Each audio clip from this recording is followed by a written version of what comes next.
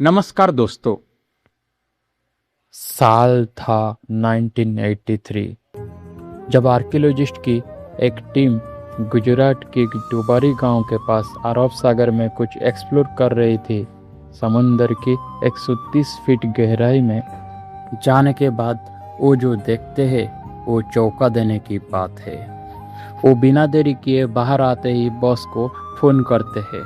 कुछ देर तक रिंग जाने के बाद उधर से आवाज आती, हेलो। इसके बाद कोई आवाज नहीं आती, क्योंकि हैरान आर्कियोलॉजिस्ट बिना देरी किए वो हाल सुनाना शुरू करते हैं जो उन्होंने समुंदर में देखा, और उसको सुनते ही बॉस के हाथ से ही फोन छूट जाता है। आखिर उन्होंने ऐसा क्या देख लिया जो उन्हें ठंडा पे भी पसीना आ गया, जिसे जानकर बॉस भी कुछ बोल नहीं पाए। जानने के लिए चलिए अरब सागर की वही गहराई पे। दरअसल वो भरी पूरी नगरी थी, ऐसी नगरी जो इतनी खूबसूरत थी जिसको कोई एक बार देख ले बस देखते ही रह जाए। ऊंची ऊंची दीवारें, बड़ी बड़ी गेट, दिव्य महल, पूरा वेल प्लानेड शहर है जो आज की शहरों की भी पीछे छोड़ते हैं। समंदर पे इतना गहराई पे ये नगरी देखकर आर्कियोलॉजिस्ट हैरान थे।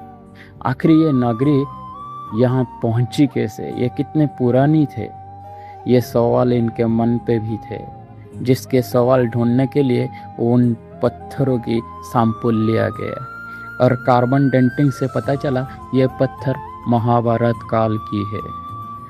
ये वही नगरी है जिसके बारे में महाभारत पे भी बताया गया, यानी श्री कृष्ण की नगरी, द्वारिका नगरी, जिससे भगवान श्री कृष्ण ने समुद्र किनारे बसाया था। अब आप कहेंगे कि हमें कैसे पता कि ये नगरी द्वारिका की है? क्या प्रूफ है? क्योंकि द्वारका गुजरात का जामनगर जिले में अरब सागर की तट पर बसे एक छोटा सा शहर है, जिससे भगवान विष्णु का 4 धामों में से एक माना जाता है।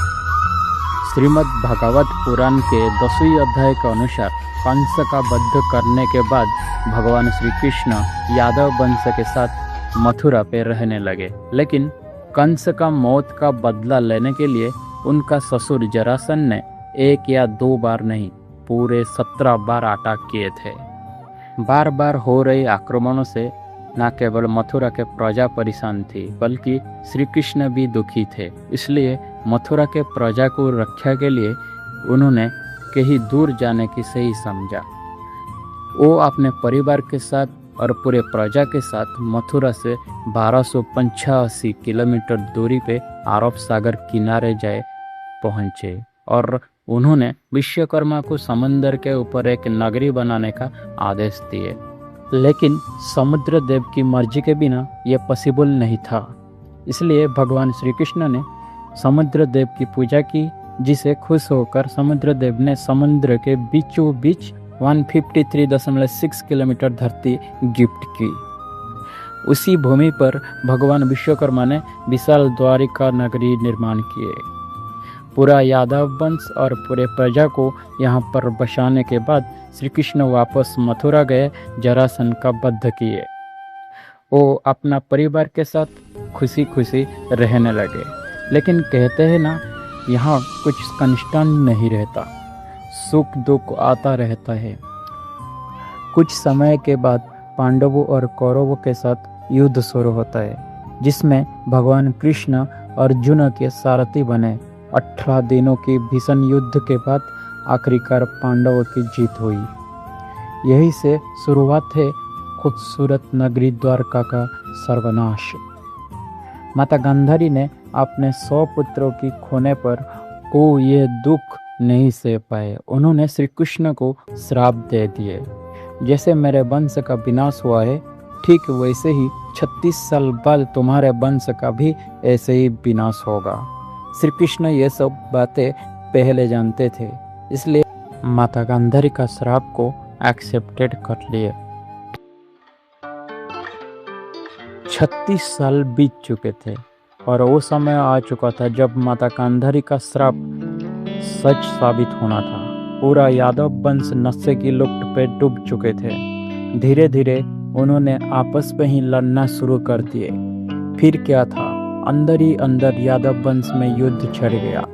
भाई भाई को मारने लगे और धीरे धीरे पूरे राजवंश का विनाश हो गया।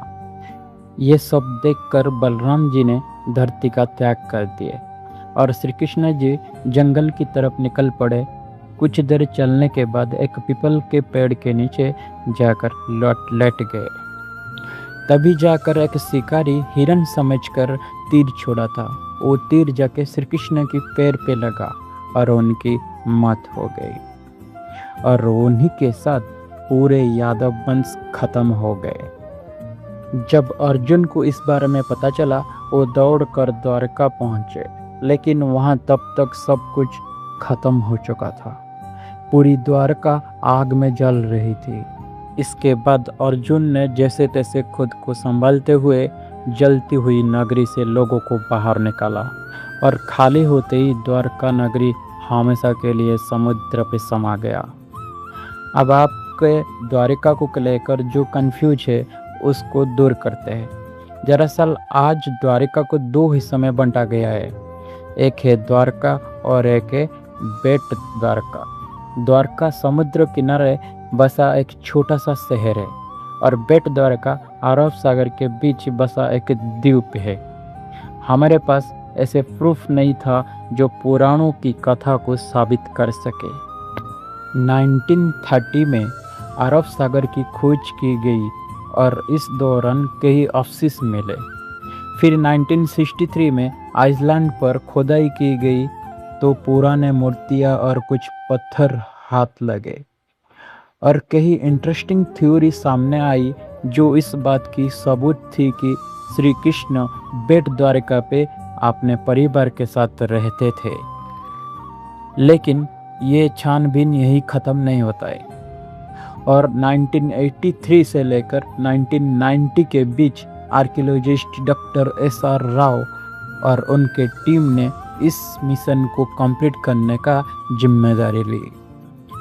ये टीम काफ़ी दिनों तक खोज करती रही। इसके बाद पानी के नीचे एक खूबसूरत नगरी के अवशेष मिले, लेकिन यहाँ पर भी वही सवाल था, क्या सच में समंदर की गहराई पे जो अवशेष मिले हैं वो श्री कृष्ण की नगरी द्वारका ही है? इसका बारे में पता लगाने के लिए आर्कियोलॉजिस्ट ने उन पत्थरों की कार्बन डेटिंग किए। कार्बन डेटिंग ने करीब 50,000 साल पुराने किसी अवशेष के बारे में पता लगाया जा सकता है कि वो किस युग का है। डॉक्टर नरहरि आचार्य ने महाभारत में एस्ट्रोनॉट के जरिए ये कैलकुलेट किया। महाभारत का युद्ध 3120 BC में बसा हुआ था और महाभारत के अनुसार उसी युग पे ही द्वारका निर्माण हुआ था। जब पत्थरों की कार्बन डेटिंग की गई, जब पता चला ये पत्थर उसी समय का है। लेकिन पत्थरों का क्या है, वो तो किसी भी युग की हो सकता है और ये कैसे पता चला ये द्वारका के अवशेष है? इस बात को प्रूफ करने के लिए आर्कियोलॉजिस्ट टूट गए अरब सागर पे और समुद्र में मिला हुआ वही नगरी का एरिया मापना शुरू कर दिया। शायद ये जानकर हैरान होगी, इस एरिया का मेजरमेंट 153.6 किलोमीटर की है। भगवत पुराण में अनुसार ये उतनी जमीन थी जितनी समुद्र देव ने श्री कृष्ण को द्वारका बसाने दी थी और ये बात का प्रूफ था कि ये श्री कृष्ण नगरी द्वारका है और समुद्र के नीचे आज भी खुदाई जारी है। ये थी कहानी श्री कृष्ण की नगरी द्वारका की। उम्मीद है आपको इस वीडियो पे काफ़ी कुछ सीखने को मिला होगा। दोस्तों, वीडियो पसंद आए तो लाइक करो, सब्सक्राइब करो और कुछ डाउट है तो कमेंट करो।